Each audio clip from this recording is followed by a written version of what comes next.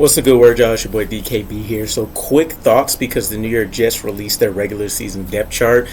Two, two moves that I wanted to really chat about here was that it looks like Xavier Gipson lost his starting slot receiver role somehow.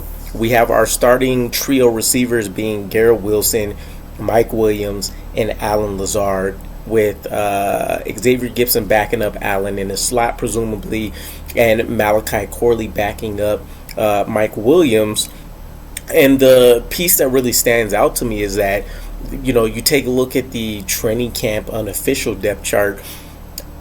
While Allen Lazard had himself a pretty strong offseason, I wouldn't say it was enough to necessarily unseat Xavier Gipson, right? So I don't know if this is maybe an Aaron Rodgers call. He likes what he saw maybe more than the coaching staff or something, or if there's a plan in place here, right? One of the pieces that I can say for why this makes sense is that while Allen Lazard has never been great as a boundary receiver, whether that's him being a first string, second string guy, whatever you want to call it, he does have some ability as a big slot. And so this kind of reminds me of a bit of the throwback Chicago Bears Monsters of Midway type situation. Granted, all their guys were, 6'5" plus at the time. But I can understand maybe the reasoning for this, especially when you think about our lack of red zone ability. That trio potentially offers your best opportunity to go out there and score consistently inside of the 20, and opens up a lot more of what you can do, right? Xavier Gipson being like 5'7" whatnot.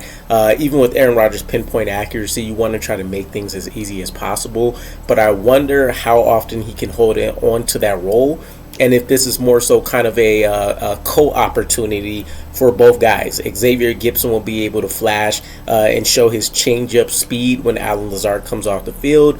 And when Allen Lazard is on the field, he can go out there and get some of those 50-50 balls, create a little bit more leverage opportunities than you may be able to get out of Xavier Gipson. But I definitely think that needs watching.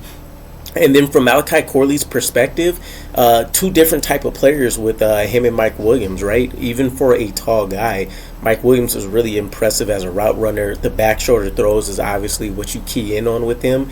And of course, the 50-50 jump balls that really are going to be 80-20s. With Malachi Corley, you really, with him being as raw as he is, you don't expect a ton of that same ability, but he does bring the physical presence.